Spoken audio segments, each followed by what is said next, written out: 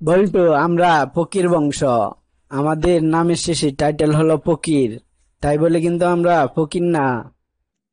এটা একটা আধ্যাত্মিক বংশ, তাই তোমাকে কেউ ফকির বলে পাইলে রাগ করবে না।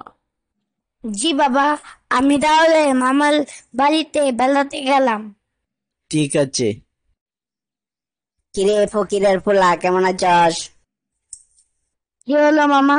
ফকিরের পোলা মানে কাকে বলছো? কিরে বল্টু, রাগ করস কেন? তুই না ফকির? তোর নাম তো মোহাম্মদ বল্টু মিয়া ফকির।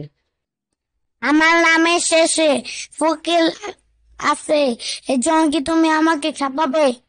আমার বাবার নামের শেষেও তো ফকির আছে, এই জন্য কি আমরা ফকির হয়ে গেছি? আমি কি তোমাদের কাছে টাকা পয়সা চাল ডাল ভিক্ষা করতে আইছি? আমাদের কি ধন সম্পত্তি কম আছে? ও, তাইলে তুই তো নবাবের পোলা। ঠিক আছে ফকির মিয়া, আজ থেকে তোমাকে আর ফকির বলা যাবে না। আমি আর তোমাদের বাসায় আসবো না। প্রথমে উকিলের পোলা, তারপরে নবাবের পোলা বলছো। রাগ করিস কেন রে বল্টু? আসলে আমারই ভুল। তোর মাকে এক ফকিরের সাথে বিয়ে দেওয়াতে আমার বাগিনাকে আজ ফকির বলতে হচ্ছে।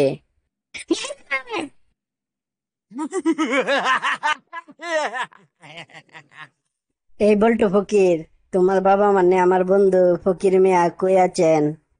কি বললেন আঙ্কেল? উকিল মিয়া মানে? আমি আর আমার বাবা মিলে কখনো কি আপনার কাছে ভিক্ষা চাইছি? আরে বেটা, রাগ করো কেন? তোমাদের নামের পাশে তো ফকির আছে, তাই তো ফকির বললাম। এত তো রাগের কিছু দেখি না। আপনার নামের শেষেও তো গুলাম আছে। আপনার নাম হলো গুলাম রব্বানি। তো আমি তো আপনাকে গুলামের বাচ্চা গুলাম বলি না। আরে এটা তো আমাদের বংশ। তাহলে ফকিরেও তো আমাদের বংশ।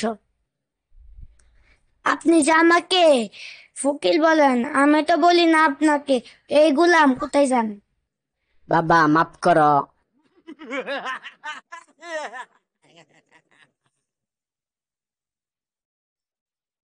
কি খবর ফকির বল্টু? মানে কাকে ফকির বলছেন? কেন, তোমার নামই তো বল্টু মিয়া ফকির। আপনার নামও তো কলিমুল্লাহ। কই, একদিনও তো নামাজ পড়তে দেখলাম না। আব্বা, আর ভালো লাগে না।